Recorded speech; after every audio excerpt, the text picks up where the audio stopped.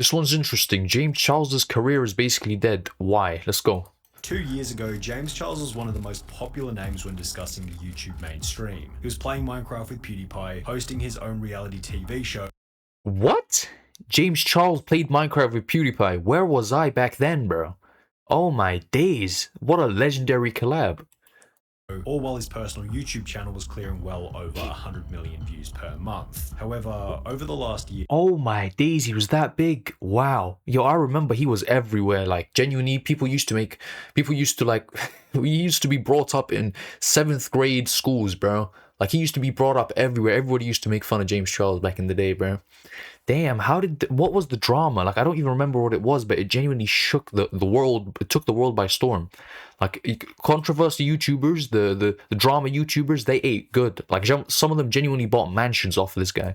Yeah, things have changed significantly. He's lost over 1.5 million subscribers, equivalent to losing more than 100,000 subs per month. His average viewership per video has declined from well over 10 million to a little over 1 million, all while his Twitter hasn't seen any positive follower growth during the same time period. You might say that James Charles has become the poster child victim of internet cancellations. However, we should use the term victim lightly, as the death of his career has certainly been self-inflicted and could have easily been avoided, with his terrible management of controversy and subsequent career decline having begun back in early 2019 after James Charles would mention that he was most attracted to straight men. I want a boy who is straight. Love that for you. That's easy.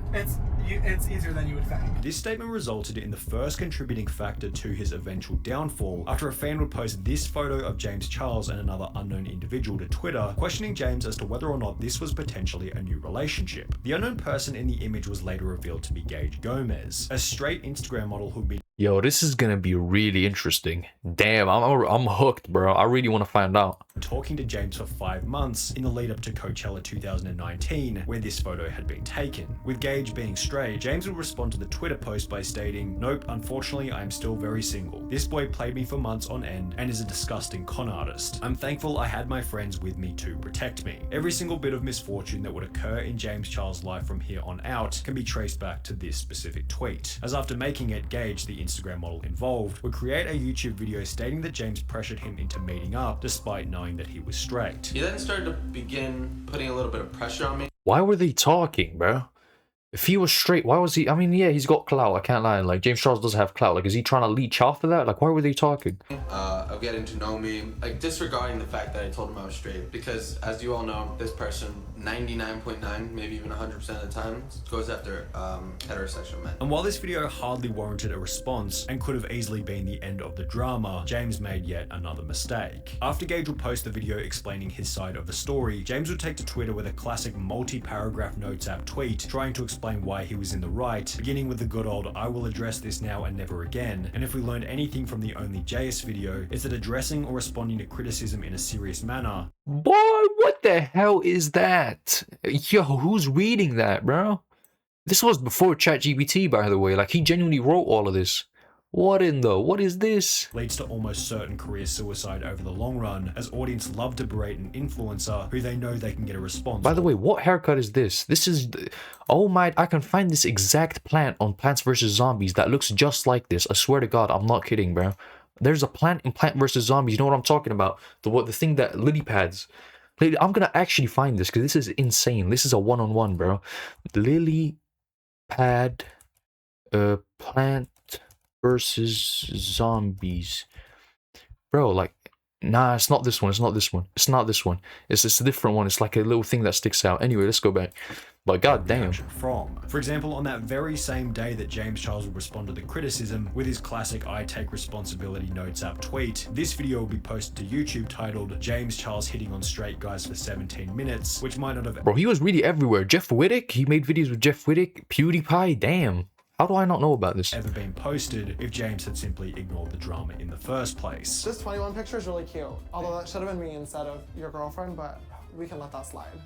The universal reporting of the drama led to a heightened awareness about James's tendency to pressure straight men into hanging out, and subsequently others would come forward stating that they had a similar experience. This was the reason behind the infamous tardy cancellation attempt, literally only 2 weeks after the drama with Gage, which we discussed just prior. Oh my god, you tried to trick a straight man into thinking he's gay yet again. While at Tardy's birthday party, James Charles would mention that he found the waiter attractive. You were talking in detail about things you wanted to do to the waiter. And when I said, James, he's straight, your response was, doesn't matter, I'm a celebrity. And as a result, James would find the waiter on Instagram before messaging him the following day. The waiter, whose real name was Sam Cook, mentioned that he was bi-curious, subsequently meeting up and making out with James Charles for about an hour. I'm sorry, what's a bi-curious? What the fuck's a bi-curious? He actually invited Confused? me out to his hotel. At that time, I was bi-curious. I had never done anything with a guy before, and I was curious. I said yes. We ended up making out To be fair, that is pretty self-explanatory. for around an hour. Afterwards, the two would part ways. However, a few weeks later, James would offer to fly Sam to LA, which Sam denied, as after his first experience with James, Sam had decided that he was straight. He wanted to fly me out to LA. That kind of freaked me out because Damn, bro, I can't lie. One of my friends was like, because this is just a man versus man conversation, bro. But he was like, I don't know what led to this conversation taking place, but he was like, how would someone know if they're straight if they've never, like, you know what I'm about to say, bro?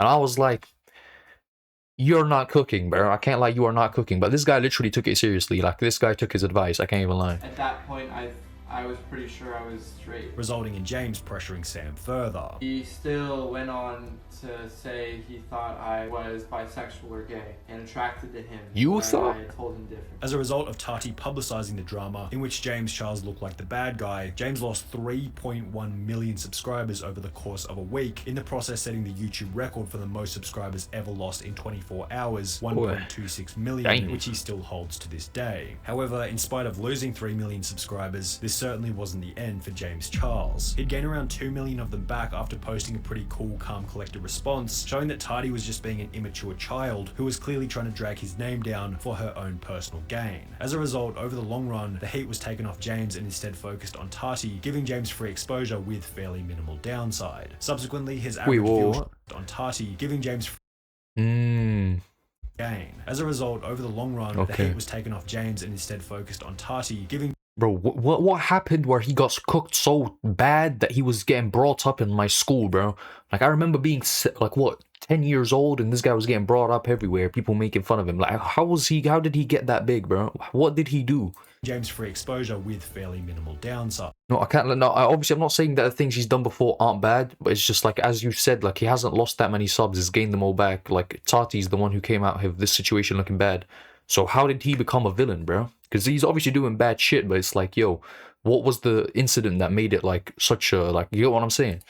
Subsequently, his average viewership would triple from 50 million per month to 150 million per month over the following year. However, there was one thing that hadn't been forgotten by his audience. James Charles still had a tendency to respond or defend himself in the face of criticism, which if anything had been amplified by his multiple responses and apologies whilst involved in the Tati. Bro, you low-key just gotta ignore that shit. As an influencer, you low-key just gotta ignore it, bro. Like, you do not respond to controversy. Like, genuinely, that's the one thing I've learned. Just ignore it, and in a long enough span of time, people will forget. Westbrook drama. Even more insidiously, the fact that James Charles had gotten off scot-free might have given him a layer of false confidence, reinforcing that a public apology was a simple ticket to get out of drama, whilst in almost any other situation, a public social media apology generally hurts the creator's reputation over the long run, as James would come to discover when the worst thing you can do is make a YouTube apology video.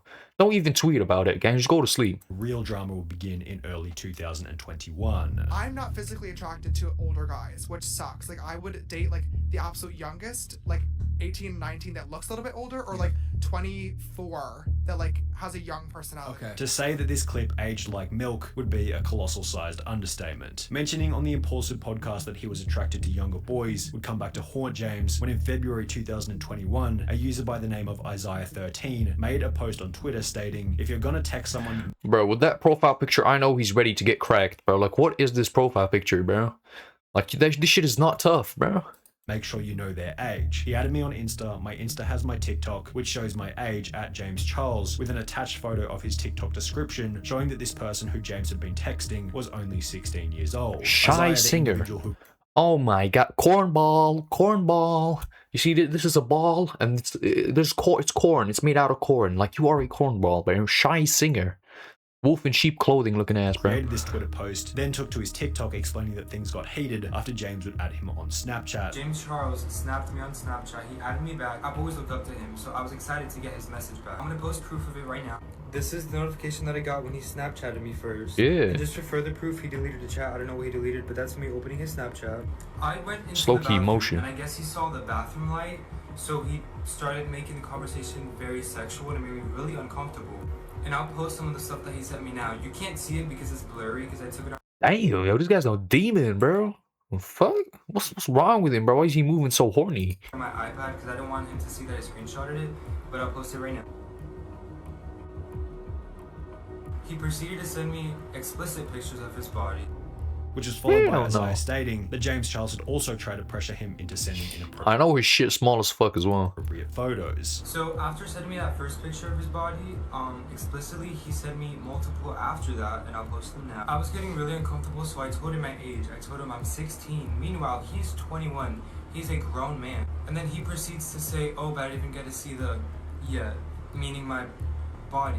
And after telling him, like, no, like, I'm not gonna send it to you, he kept on asking for pictures and videos of body hair and me flexing and stuff. Now, we need to remember something. What?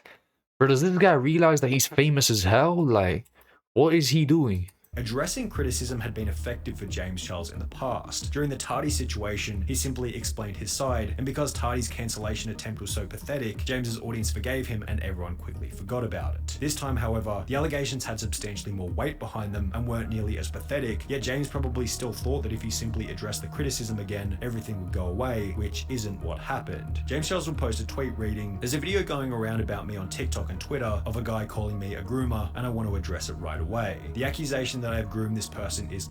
Why is of considered an error? What? How is that considered a typo?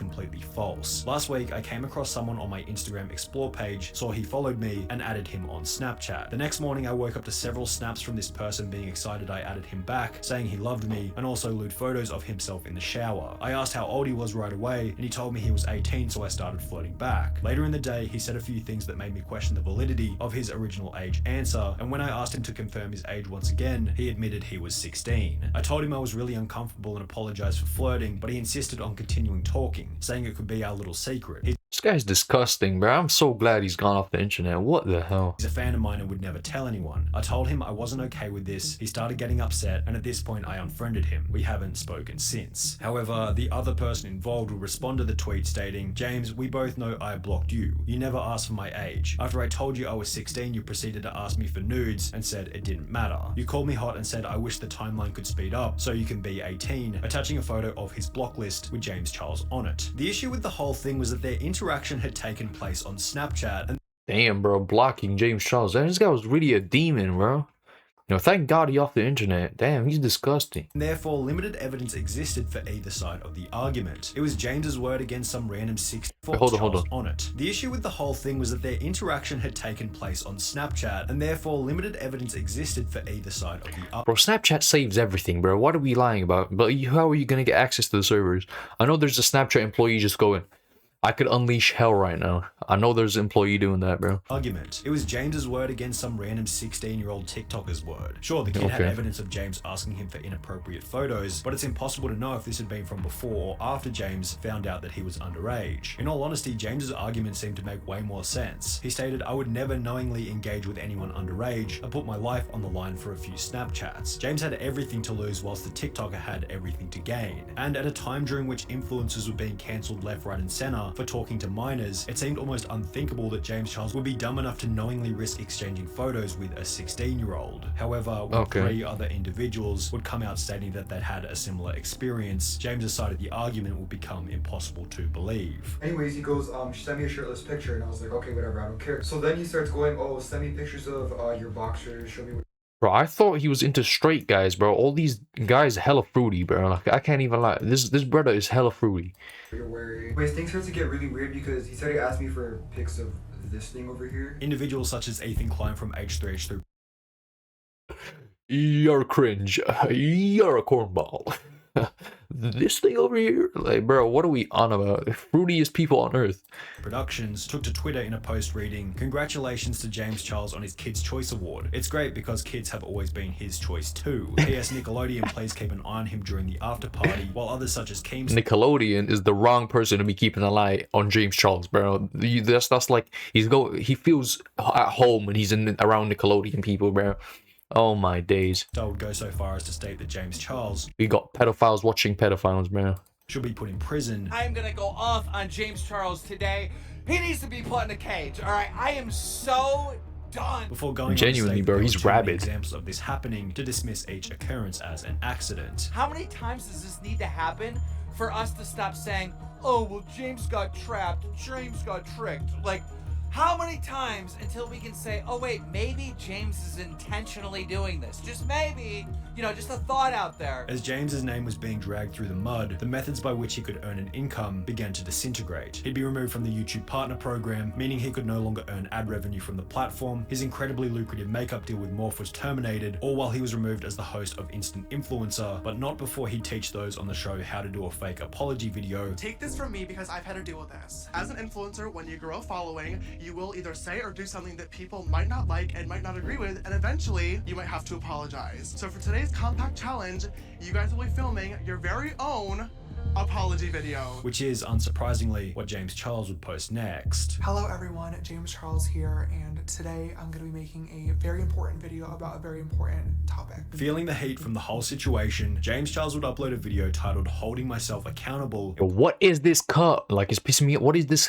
What happened here, bro? Like, what is this? In which it include all the classic fake garbage designed to make it seem like James was morally righteous. Today's video is going to be from the heart and most importantly holding myself accountable for my own I actually can't. First and fourmost, I need to say sorry. I fully understand my actions and how they are wrong. Like, he's got, like, he's trying to fool you with the simple white background black shirt. Bro, just pay close attention. What is going on? Why does he have a key, a lock here, and a nail clip? What the a paper clip? Is this drip? Is this drip in 2016? Like, we're trying to go back to this, bro? No, thank you. 2016 looks like it's ass, bro. I think it's important that I provide a trigger warning for this video. Followed by James blaming the motive behind his actions on desperation. And I couldn't understand why relationships were the one outlier. Why were they not working? And I finally came to a conclusion. And it is ridiculously embarrassing to admit this, but I think I have to, and that is that I'm desperate. The whole apology just felt really fake. And I'm taking this very, very seriously. There was no evidence proving that he wasn't in the wrong, and it seemed as though the goal of the apology was sympathy rather than a structured dismissal of the allegations. He'd end the video by stating that he planned on taking a little bit of time off. I'm going to be taking some time away to reflect and further educate myself on these topics. I think at this point it's really important that I do Further educate, bro. You are not gonna be reading books about how not to groom little kids, bro. Like, what are you lying about, bro? so I'm able to follow through with my word and prove to you guys that I will be a better person. Also adding that he didn't plan on simply forgetting about the incident. My expectations are not to, you know, press post and then forget about it and move on and wash my hands as if nothing happened, because something did happen and what happened was not okay, and I don't want to just forget about it. Yet this was probably one of the dumbest things that he could have said. When involved in drama, it's best to be passive about it. If you're going to be dumb enough to acknowledge it, say something brief then move on. The longer you dwell on it, the more your audience will see that it's a big deal to you. It's so It also facts. didn't help that James would take 3 months off YouTube after uploading his apology video. He probably thought that his audience would interpret this as, oh, James is away from YouTube working on himself, but in reality it just felt like this dude just used his crappy behavior as an excuse to get out of 3 months work. When James would return, he was still talking about the drama as if he hadn't moved on over a quarter of a year later. Wow. But I also think it would be ridiculous and irresponsible to try to just come back to social media and pretend like nothing happened and move on with regularly scheduled makeup programming. That's what So you I gotta also do. have some pretty serious topics to discuss in today's video as Why has he got the same shit on, bro? Why is that? Oh my god, the paper clip needs to get off your ear, homie. Like, what are we talking about? well.